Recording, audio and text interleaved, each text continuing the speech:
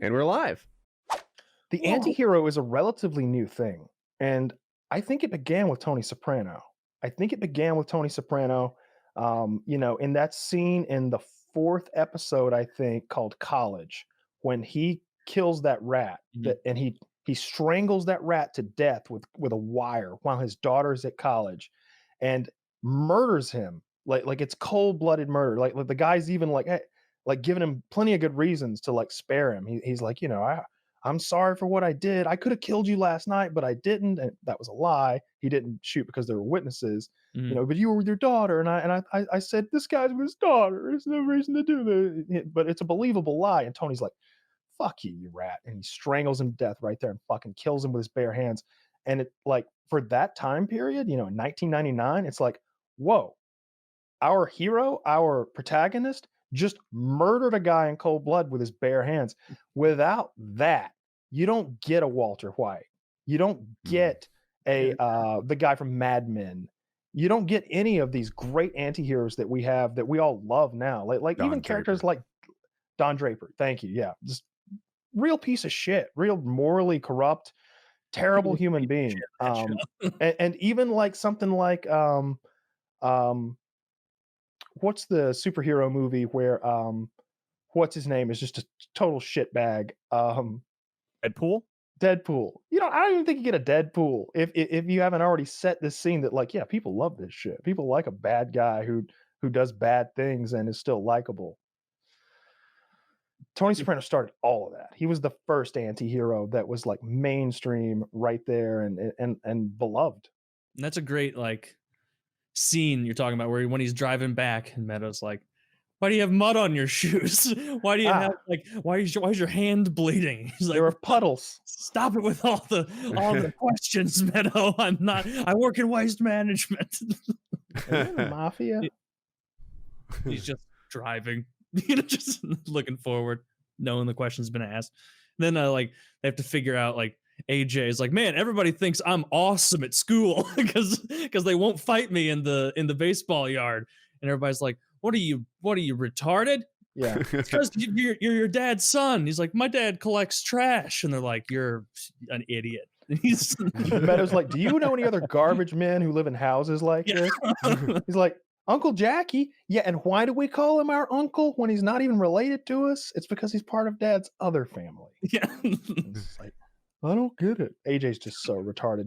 Meadows off like an NYU and going to like scholarship. I like that Meadow to was Berkeley. smart. I love that Meadow was smart. Yeah, AJ sucked. AJ's I wish AJ had been killed in the show. I think that would have been a cool like because by the end it's like, oh my god, he's got that stupid goatee and he's got that Dominican girlfriend. That's AJ just a piece should of have shit. been the varsity athlete his father never was, and like played through that. He didn't have the makings of a varsity athlete. That's a lie. So I watched a whole 45-minute video today about the hypocrisy of Junior saying that. They're like, in reality, Junior Soprano is the one who never had the makings of a varsity athlete. He's the older brother, but he's always second fiddle to his brother Johnny. Johnny excelled at this, at that. He had the most beautiful woman.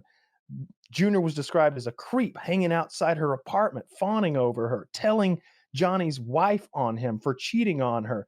Junior is the one who like is surpassed by his younger brother and then by his nephew. He's the one who's physically weak.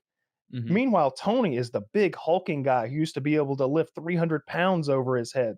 The guy who was a varsity athlete in football. And Junior's like, you didn't play college ball. It's just like those guys at Seton Hall were 7 feet, some of them. What are you talking about? You thought I was going to be a varsity college athlete? Like, what are you talking about? Like, and that gets under his skin so much. He's like, Melfi about it. Says it on the makings of a varsity athlete. Where the fuck does he get off? It's very hurtful to me as a kid. He said to all my girl cousins. Dude, every time I put on my CPAP, fucking asshole Tony Soprano, I'm like, yes, I'm a MiG pilot. Fuck you, Tony. I need this to sleep. It's a medical device. Why are you making fun of me? It's not my fault. Fuck you, Tony. You're not even alive and your character's not real. I think Kyle, I think you told me this that like he was a weirdo. The actor Gandolfini, like himself, wasn't he a strange guy? No, I think he's a very beloved human being. Like everyone No, talks not that about he how wasn't, one just like an eccentric guy. Right? as far he It's- took the role very, very seriously, and he was very self-conscious. He didn't think he was a great actor himself, and it made him really try hard. But I think he's a wonderful actor. Oh, he And I is. think, but no, I haven't ever heard anything except for like praise for Gandolfini, like really beloved by cast and crew. His family loved him, and I wasn't all meaning his it interviews, he's really negative. genuine, down to earth. I was meaning more like Daniel Day-Lewis. Like everybody knows he's kind of a weirdo on set, and Yeah, method actor. but he's very good. Like I didn't know if Gandolfini was the same, like walking around like pretending to be Tony the whole time. I don't think Gandolfini was a method actor. I haven't heard anything like that.